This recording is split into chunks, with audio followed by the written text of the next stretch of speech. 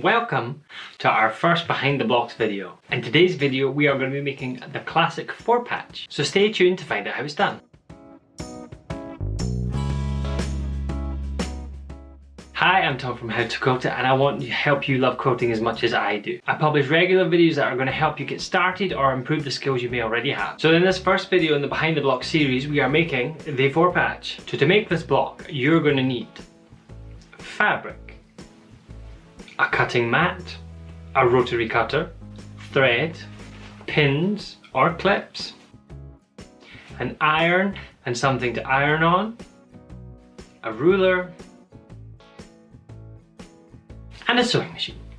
So to make a 4-patch, it basically consists of 4 squares. So we cut 4 5-inch squares, 2 in dark fabric and 2 in a light contrasting fabric. I'm using plain fabrics here, but you can use whatever fabric you like. So once we've cut our squares, we're going to take a light and a dark fabric and place them right sides together, matching the edges. And then we're going to make sure that the next 2 squares are matching right sides together, ready to sew straight after this first set. This is assembly line sewing, so what that means is that we sew all the first seams, we iron all the seams, we sew all the next seams, and then we iron all the seams, and it makes things a lot quicker. But if you're only sewing one block, you can just follow each of these steps. I use a leader on my sewing machine, which is basically just a scrap of fabric that we sew first before we start the piecing block, and that just makes sure that the tension is right and there's no ball of thread on the back. All these blocks are joined together using a careful 1/4 inch seam. Attach your seam guide, whatever it is that you use to get that right, and let's go. So take your first set of blocks after you've sewn your leader and just bump them right up and then sew them through using that careful 1/4 inch seam. When you get to the end, you don't need to cut your threads, just take the next set of squares and we're going to bump them up right against the last set and then sew them through the machine.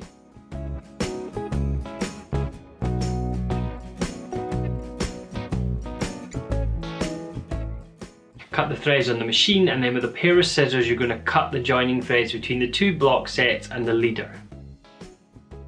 Next we're going to press these, so with an iron that's set to the appropriate temperature for the fabric that you are using, we are going to place them on the ironing surface dark side up, and we're going to set those seams with the iron. So we put the iron on top of the seam, we sit it there for just a second, maybe a shot of steam, and then lift off. We don't need to wiggle it all about, we just need to hold the iron there for a second.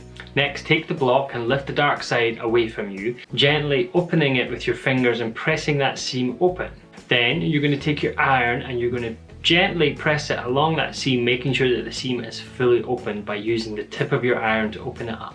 Now we're not ironing a shirt here, we're not all over the place. We're just gently going with the direction of the seam. If you are ironing all over the place, you'll end up distorting that block and it will change the shape of it, which we don't want. Notice that we've pressed the seam to the dark side, and what that means is that the dark fabric will not show through the light fabric. So in quilting, the rule is always pressed to the dark side.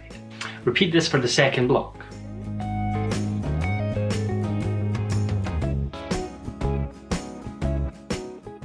Now in mine, the seam didn't quite all go over, so don't worry, that's not a problem. Just press it in the right direction, put your iron over it and fix it. If necessary, you can always start again. Now back at the sewing machine, we want to take those 2 sets of squares and we need to now match the seam. We set them out in the block and then we place them right sides together, and what you can see is you have a dark on top of a light and a light underneath a dark. We want to match that middle seam because that's going to give us a crisp corner in the middle. Because we press to the dark side, what you find is that one seam goes in one direction and one seam goes in the other direction, and that will allow it to nest. So you'll feel it kind of bump together, and when it stops moving, you're nesting. Once you've placed the squares together, match your seams and check that they're nesting with the seams going in the opposite directions. You can take a pin to secure it.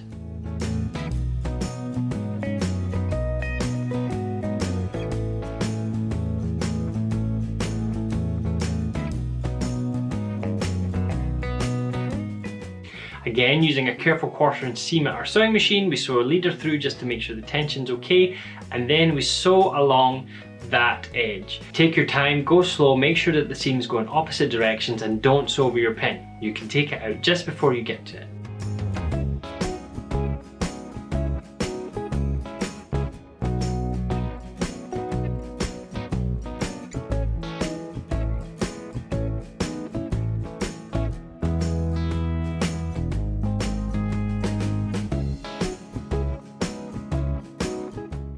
Open up your block and marvel at your beautifully matched seams. You then take that back to the ironing board, So again, place the iron on the seam just for a second, open it up, use your fingers to press it open, and then press with the iron along that seam nice and gently, going in one direction, so left to right or right to left along the seam, and then the opposite direction.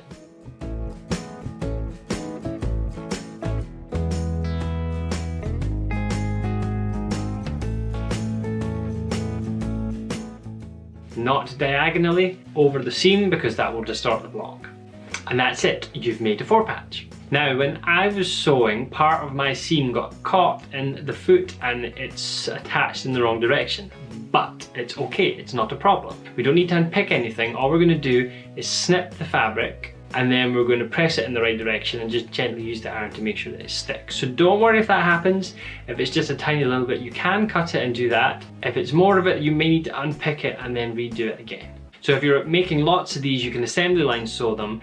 That means cutting all your squares, matching all your squares, sewing all your 2 squares together, pressing and setting on the seams on the 2 sets of squares, coming back, matching and nesting all the seams and pinning them, sewing all that together, and then pressing all that together. And what you do is you do each step repeatedly for each number of blocks that you're doing, and it just makes things easier as you get into a bit of a rhythm for that step. If you wanted to make this even faster, you can chain piece these blocks. So to do that, we take 5-inch strips by the width of whatever we need. I'm only doing a short one here because I don't want to make hundreds of these blocks. So again, take the 2 strips, place those strips right side together. At your sewing machine, sew your leader through and then join the 2 strips using a careful 1/4-inch seam.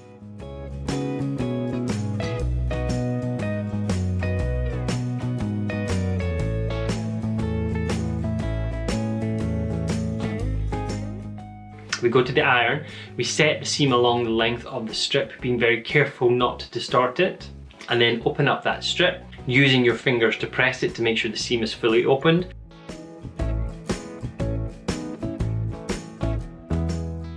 And then taking the iron and running it along the seam. You can use the tip of your iron to make sure that seam is fully opened as well.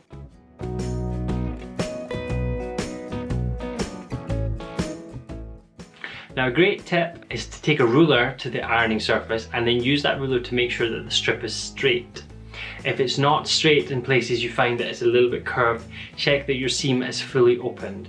If the seam is fully opened and it's still curved, it means that your 1/4-inch seam has maybe gone wrong in that point and you may want to unpick and sew it again. At the cutting mat, we place the strip down using one of the lines on the cutting mat to line up with the edge of the strip.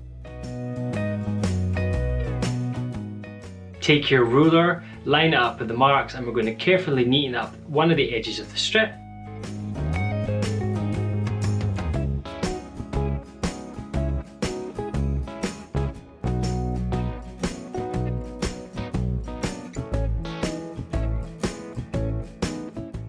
Then we use our ruler and a rotary cutter to cut it into 5-inch strips, and that gives us half of the block ready to sew. Cutting and then moving the ruler, moving the piece out of the way, and then lining the ruler up again. Use the lines on your ruler and the lines on your mat to make sure that everything is straight, but make sure that you've checked first with the ruler that the lines on your mat are correct and that they're not out.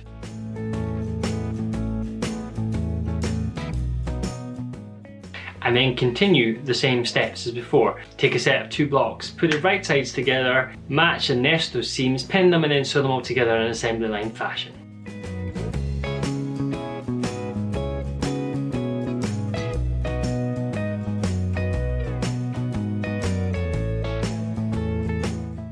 And when you followed all those steps, you should end up with a beautiful 4-patch.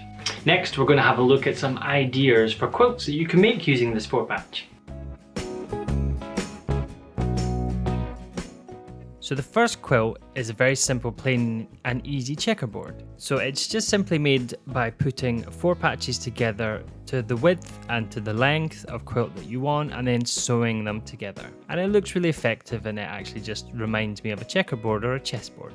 Now you can kick that up a notch by adding a border to then frame that. So you can see in this instance I've gone with the blue border, and what happens is it feels like those outside squares kind of melt into that border. The border can be any width that you like, it's entirely up to yourself. You just need to remember and factor in the width of the border or borders in the width that you want your quilt and the height that you want your quilt to be. The next quilt idea is a sashed 4-pack. Now what happens here is that you take strips of any width that you like. And in this instance, in this quilt, I've used strips that are 2 inches wide, and you put them in between the blocks, in the columns, and in the rows.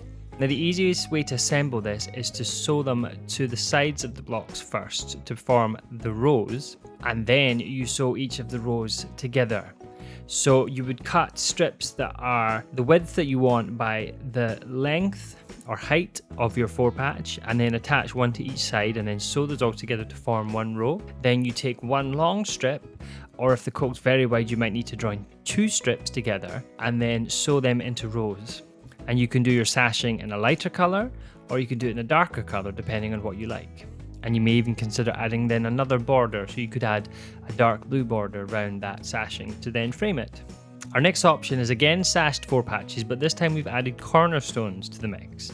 And so what this does is it creates a little bit of interest, and it creates a kind of secondary pattern that's going on. So you can see the cornerstones are those little squares that are in between each of the blocks. And these are really easy to assemble. Again, you would assemble them from left to right to form a row, and then you would sew the rows together. There are also ways to assembly line and chain piece those sashing with cornerstone blocks to make this a little bit faster and a little bit easier, and we'll cover them in a later video.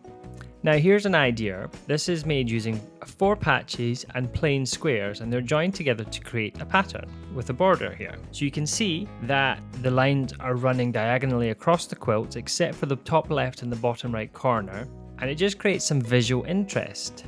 And all you do is you alternate a 4-patch with a plain square for the width and the height that you want your quilt to be. But what I will say is that you should think about making sure that it's an odd number wide and an odd number long if you have OCD like I do, because that means that you have the same block in each of the corners. When you're assembling this, you just measure the size of your 4-patch and then cut plain squares in whichever fabric you're using to the same size. Assemble these in rows and then join the rows together, and then add your borders.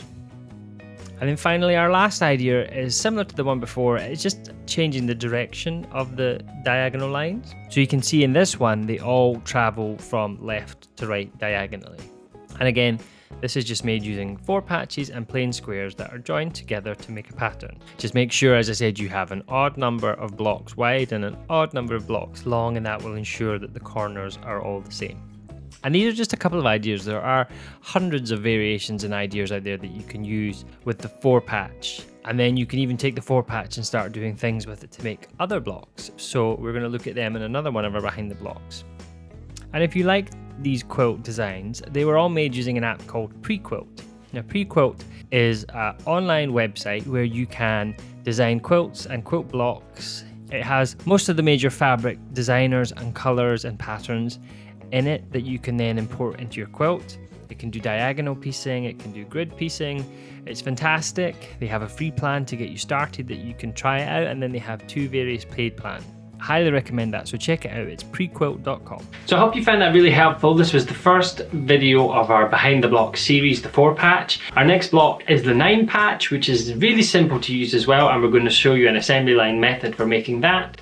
Make sure that you check that video out. Make sure you click the bell and subscribe so you get notified when we release the next Behind the Blocks video. If there's a block that you'd love to see me make in the Behind the Blocks series, leave me a comment below and let me know what that block is, and I'll see if I can work it in. And until then, see you next time.